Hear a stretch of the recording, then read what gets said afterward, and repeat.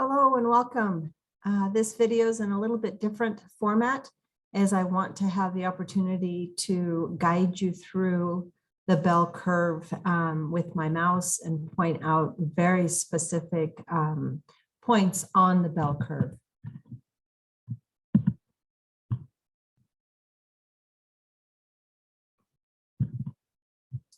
So why do we assess? We assess children so that we can answer specific questions about their academic functioning. And then once we assess, we can develop effective IEPs, IFSPs, ITPs, and ISPs to set goals and to be able to write SMART goals that you'll learn more about later in the class. So that is why we assess. I guess you could say it's when we're stumped and we need very specific questions in order to move a child forward. So under federal law, under the Individuals with Disabilities Education Act, when a parent requests an assessment, the school district or your school site has 15 days to respond. And then they have no more than 60 days to complete the assessment and hold the meeting. Now, these two time frames are based on federal law. Many states actually have a shorter time frame in which these two tasks have to be completed. So check with your state's Department of Education to see what your timelines are. I also want to point out these are 15 days and 60 days, not school days. Therefore, this counts weekends and summer breaks and holidays. So make sure you're counting days and not school days. I also know that many school districts have cutoff days, and meaning that near the end of the school year, they'll say, nope, we don't take any more requests for assessments because it's too late in the school year. So let's wait until fall. Technically, you can't do that. I understand that schools are wanting to wrap up things for a school year, but if a parent brings in a request for an assessment, the team has to meet, and the assessment and the meeting must be completed within your state's time frame. Here, of course, being 60 days under federal law. Areas of assessment are academic, neurological, psychological, and the social emotional well-being of a child. So these are the areas of an assessment that might occur. When you do an assessment, all categories might not be assessed, but it's based on the concerns for the child. Criterion referenced versus norm referenced. Criterion reference tests are those that you are performing in the classroom. Chapter tests, spelling tests, those kinds of tests that give you what we call a raw score and you assign a percentage to it, or they got 5 out of 10 correct, or they got 10 out of 10 correct. These are criterion reference tests, and they are important because they help shed light on the child's progress or lack thereof and what you are teaching in the classroom. Norm reference tests, however, are normative, meaning the test has been given to a huge number of individuals. I'm talking thousands, tens of thousands of individuals to determine what should a 10-year-old know? What should a 13-year-old know? Norm reference tests are those that we hear about a lot are the SAT and ACT. Those are norm reference tests that determine what a child should know at their grade level and at their age. These tests can be concerning if the group that they were normed on does not represent your school population. Many normed reference tests have been applied to the majority, middle-class white America, and not necessarily on different ethnic groups, cultural groups, not on those who are English language learners. So be careful on the norm reference tests that you use. When we look at the bell curve, important terms to understand is standard deviation. That helps us understand the spread of the general population across a skill set. The tighter the standard deviation, the more, the less ability for people to fall outside of. We look at the mean, which is of course the average, the mode, the number or most often repeated, and then the range, the lowest score up to the highest score. I want to talk about the difference between percentage and percentile rank. We often see these terms interchanged, even by educators. And so I want to make sure that we're aware. A percentage, as I mentioned earlier in Criterion reference test, is a raw score that you turn into a percentage in the classroom. The child got an 89% on the test, or they received 100% on their homework assignment. Whereas a percentile rank is literally a rank. So if you lined up 100 children, where would a child fall out of those 100 children? And of course, we're wanting children to score in the high end of the ranking. So that's ranking, not a percentage. So here on the bell curve, this is a normal distributed bell curve. It's normal because it's symmetrical. It's nice, evenly shaped. It doesn't lean one way or the other. Each of these vertical lines are a standard deviation. As I mentioned, if they're very tight, then the population is very close to one another.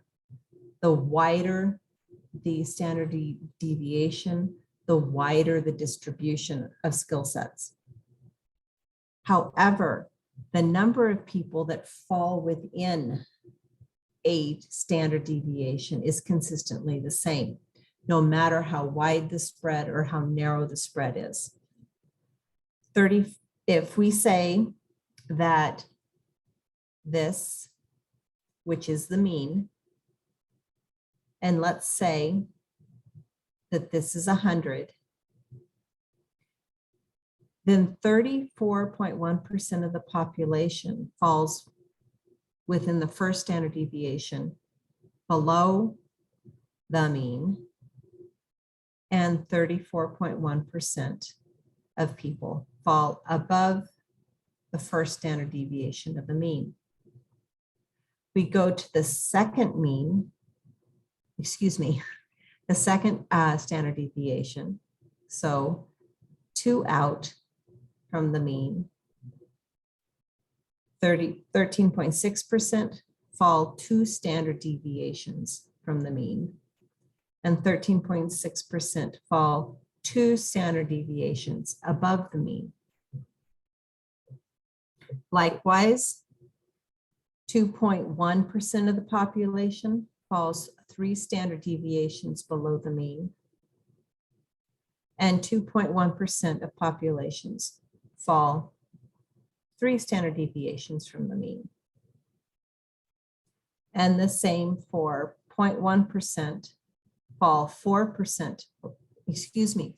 standard deviations below the mean, and 0.1% fall 4 standard deviations above the mean.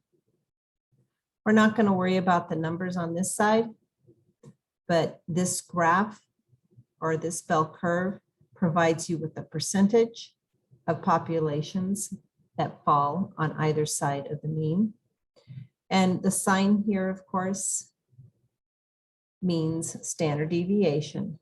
So -1, -2, -3 standard deviations, 1, 2, and 3 above the mean. And then this sign represents the mean. So on standard scores, which are norm referenced tests, the range of the bell curve is from 45 as a low score up to 155. The mean is 100. And each of the standard deviations is 15 points. We use standardized scores on intelligence tests, such as the Wechsler, the Standard Binet, the Woodcock-Johnson test of cognitive abilities, and the cognitive assessment system.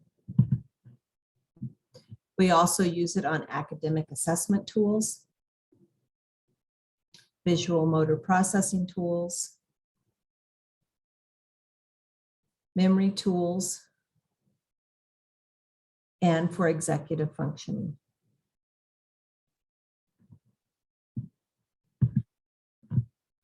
So standard deviation on a standardized score, the mean is 100. The standard deviation is 15 points down, 15 points down, and 15 points down. Or from the mean, 15 points up, 15 points up. So a child who scores academically or intellectually exactly at 100 is average. Children who might fall slightly below average, children who might fall slightly above average. So we say that a child, if they score between 85, if a child scores between 85 and 115, they're in the average range. Children who score between 70 and 85 are below average. And those falling below 70 are often children we identify with intellectual disabilities. On the other end, children scoring between 115 and 130 are above average. And those 130 and above, exceptional children, genius. Please note that within your state or district, you may have classifications of where a child's disability falls that might be a little bit different than this 85. I've seen districts use 80, 75 and still call it below average versus what is sometimes referred to as borderline intellectually disabled. So check with your school psychologist to see where in the bell curve they begin to make a determination of intellectual disability. So this bell curve represents the standard deviation and the normed areas for intellectual, academic, memory, executive functioning skills because they use standard scores. Okay, scaled scores. Scaled scores, also raw scores that are converted. Their range is from 1 to 19. Their mean is 10, and their standard deviation is 3. Typically, we see scaled scores on speech and language assessments. So when we look at a scaled score bell curve, this one just happens to be a little flatter, but it's still a normal bell curve. The mean is 10. The standard deviation is 3 in either direction. And these here are percentile ranks. So if a child scores average, they're at the 50th percentile rank, which makes complete sense, right? Because we talked about a percentile rank being 100 children lined up and scoring right in the middle, would be 50 percentile. So the percentages still fall the same, with 34% on either side of the mean, and then moving down and moving up by approximately 13%, and then even farther, 2% on either side. Check with your speech pathologist as to where a child must fall in order to receive speech and language services. In the state of California, you must score at the first percentile or less to qualify. So a child must score clear down here before they can qualify for speech and language services. That's concerning. So make sure you check with your state to see what their requirements are. T-tests and Z-scores. T-tests and Z-scores, their range is from 1 to 100. Their mean is 50, standard deviation 10. And these are typically used on behavior assessments for a child with attention deficit disorder, obsessive compulsive, things like that. And this is a test, the T-test and the Z-scores, where you don't want to score well above the mean. We don't want to be gifted in behavioral concerns. Therefore, the goal of a T-test or Z-score, we really want our students scoring right about at the mean, because that means they have typical behaviors. They aren't depressed. They have good self-concept. They have good abilities in managing their anxiety. So for this one, we don't want them scoring off the charts. So our range from 1 to 100,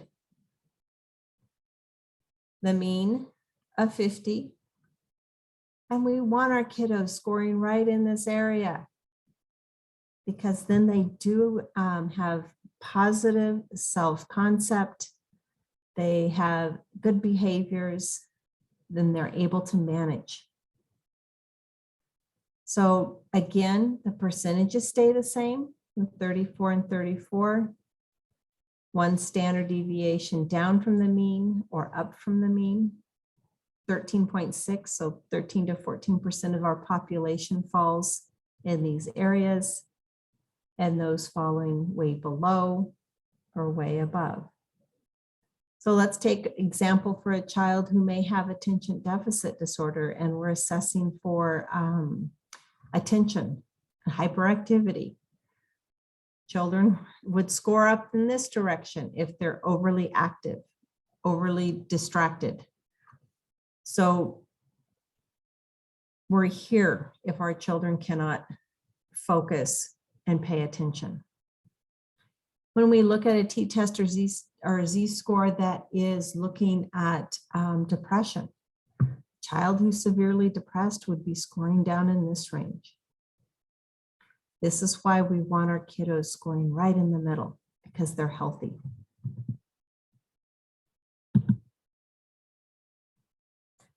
Common screening tools for autism are checklists. They aren't scores.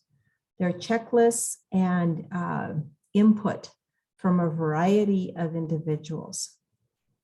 And these typically come out with a raw score that is worked with. So these are some checklists that you can look into if you are interested in what is used to screen children with autism.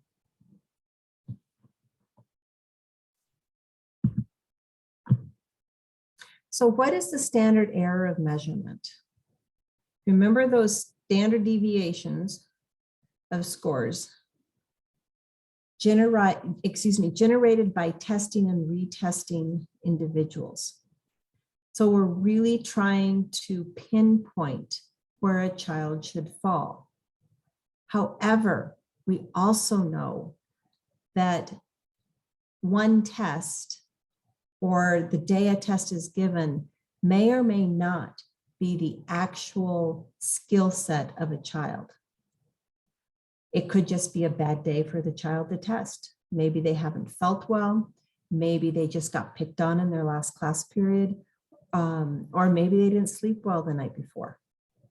So we need this standard of error in order to help provide a more accurate picture of an individual's true score. And so in that, we have this what's called a confidence confidence interval. How confident are we that the score on that test is accurate? And if we feel that in testing the child that day and they had forgotten to take their medication, maybe their score really isn't true to their ability level. So we determine that by creating this confidence interval. And if we are not confident, or if we are highly confident, then the score could wind up in a standard deviation or a standardized error of measurement that goes beyond plus or minus on the standard deviation of a bell curve. So we can see that those will spread out depending on how confident we are.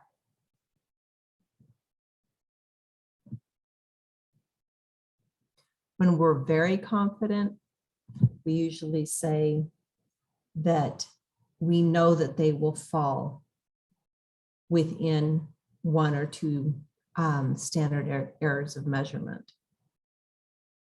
When we're confident that these scores do not represent the student's true abilities, then we're saying they're falling somewhere between plus or minus 3 on the bell curve of the standard deviation.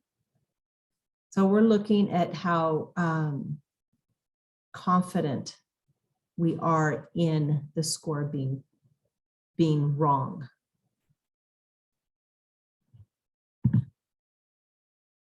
So in module 4, as you get ready to work through the content, make sure you read step 7 in our book. There's a reflection assignment. Then read step 8, watch the video on the bell curve. And then you have 2 submissions. One is understanding the curve in terms, and then reflect a reflection and questions. I hope you enjoy the content. Remember that I'm here to serve you, and feel free to reach out if I can do anything for you. Have a great day.